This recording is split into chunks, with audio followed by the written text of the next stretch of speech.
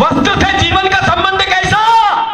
वस्त्र से जीवन का संबंध नहीं, चरित्र से है। चरित्र उतर गया है। एक नगर 10 लाख नारियल भेंट कर सकता है सुख शांति समृद्धि के लिए, तो वो एक नगर 10 लाख पेड़ क्यों नहीं लगा सकता है? ये मैंने उसको बोला।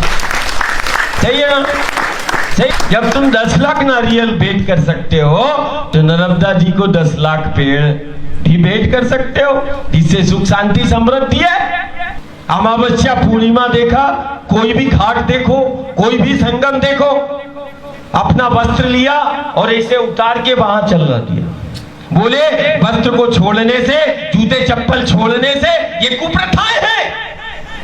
किसकी समर्थता है? ये कैसे विसंगति हुई कि जो सृजन के द्वार पर है वो विसर्जन कैसे? विसर्जन हमारी परंपरा नहीं। विसर्जन गलत आदतों का करो, विषयों का विसर्जन करो, ये सृजन का द्वार है। विसर्जन हमारी परंपरा नहीं। कपड़े लिए, उतार दिए। भक्त से पूछा, भाई इतने सारे जूते चप्पल क्यों दिखाई दे रहे हैं? बोले कि छोड़ के चले जाते हैं। बोले क्या जाते हैं? बोले कोई विघ्न बाधा होती है जो वस्त्र और जूते चप्पल उतार देते हैं माई के द्वार पर, तो वो वहीं उतर जाती है। वस्त्र से जीवन का संबंध कैसा? वस्त्र से जीवन का संबंध कैसा? वस्त्र से जीवन का संबंध नहीं, चरित्र से है। चरित्र उतर गया है, इसीलिए ये भूत बलाए लगते हैं। चरित्र से है, चरित्र का पतन हो रहा है। प्रवृत्तियां ठीक नहीं है, खान पान ठीक नहीं है, आहार व्यवहार ठीक नहीं है। उस कारण से ये भूत बलाए। मुझे क्यों नहीं लगते भूत बलाए? भूत बलाए किसको लगे?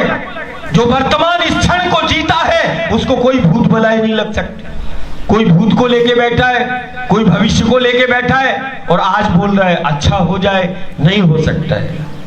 हमें आज ये वस्त्र उतार दिए, फिर इसके बाद पूर्णिमा अमावस्या आती है, प्रिया घाट पर जाते हैं और घाट पर जाके हाँ क्या कर रहे हो?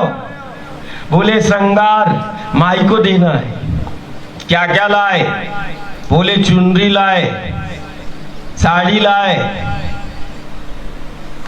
माई के हाथों में पहनने चूड़ियां लाए, बिंदी लाए, पाउडर, तेल, सब कुछ है। मैंने कहा अच्छा क्या करोगे?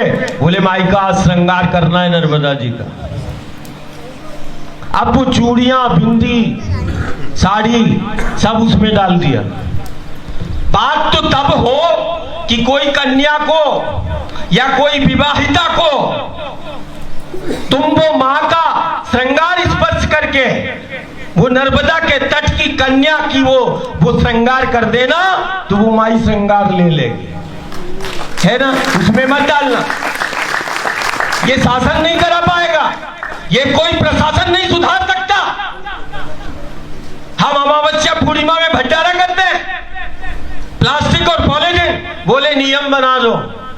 अरे नियम बने, बोले कानून नहीं। कानून भी है और बहुत कानून है, उसके बाद भी उपयोग हम कर रहे हैं। सबसे बड़ा मिट्टी का नर्मदा जी का सबसे बड़ी सेवा हो जाएगी किसी भी हालत में। जो गांव नगर किनारे से हम आए, बहिष्कार संपूर्ण गांव बैठ के, जमात बैठ के ऐसे द्रव्य पदार्थों का बहिष्कार करना पड़ेगा। ये एक बृहद आंदोलन हमें छेड़ना पड़ेगा कि बहिष्कार करना पड़ेगा कि किसी भी कीमत पर प्लास्टिक, पॉलीथिन गांव नगर में नहीं होगा। जो नर्मदा के तट पर गांव नगर है, प्लास्टिक पॉलीथिन का सामूहिक रूप से बहिष्कार का आंदोलन तुम्हें प्रारंभ करना पड़ेगा। सामूहिक रूप से विषैले रसायन से जो अच्छा बोलते हैं पैदावार के लिए, अरे जितना पैदावार तुमने कीटनाशक को डाल के किया उतना तुमने धन अस्पतालों में लगा दिया है, ध्यान रखना। क्या बोलना है? जितना बोले यूरिया डालने से, और एक और वो क्या लगता है, वो सफाया, पूरा ही सफाया मिट्टी का कर रहा है, डीएपी, सफाया, कीटनाशक, बोले इल्लियां आ गई। अरे प्रवृत्तियों के कारण कीड़े आ रहे हैं। प्रकृति तो एक एक कीड़े को पाल लेती है, उसकी भी योगदान है। पहले नहीं फसलों को नुकसान होता था, अभी 2-4 दशकों में ज्यादा होने लगा। तो क्या 40 साल 50 साल पहले से ही अन्न पैदा हो रहा है? 100 साल पहले नहीं, 200 साल पहले नहीं। ये वही धरा है, ये वही देश है जिसको राष्ट्र को, जिस राष्ट्र को माता का दर्जा है, पूरा विश्व का पालन पोषण इसी भारत से होता था, इतना अन्न होता था। आज तुम कीटनाशक डाल के इतना पैदा नहीं कर पा रहे हो जितना तुम्हारे पूर्वजों ने गऊ का गोबर डाल के जो है पूरी दुनिया को खिला दिया। ये तुम विकास की बात कर रहे हो, ये तुम ज्ञान की बात कर रहे हो।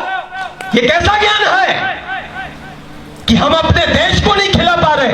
ये वही देश है जो विश्व को पालन पोषण, और पालन पोषण करने वाले को अम्मा कहते हैं। क्या कहते हैं? चीन को कोई माता कहता है, अमेरिका को कोई माता? किसी राष्ट्र के आगे पीछे माता का दर्जा है क्या? नहीं। हमारे देश, हमारा राष्ट्र में है, हमारे राष्ट्र को है भारत माता।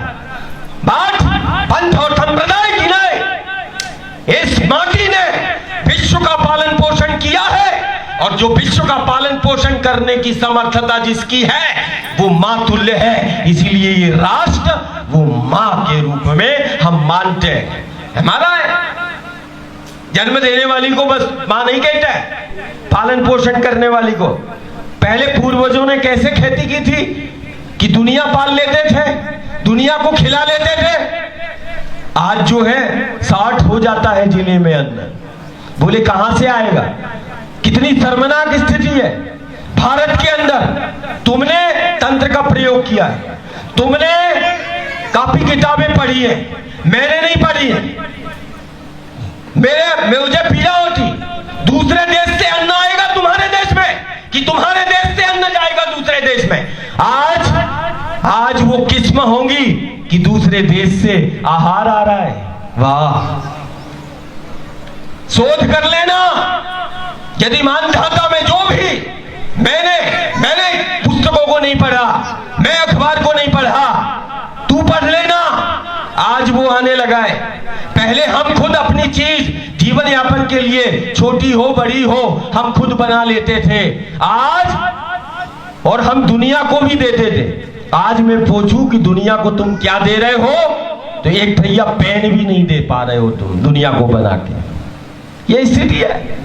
दुनिया का हर एक उपकरण तुमने स्वीकार कर लिया, दुनिया का हर एक तंत्र, दुनिया का हर एक सिस्टम तुमने अपना लिया, लेकिन विश्व में जो सिस्टम देने वाला है उस सिस्टम को हमने खत्म कर दिया। ये स्थिति है।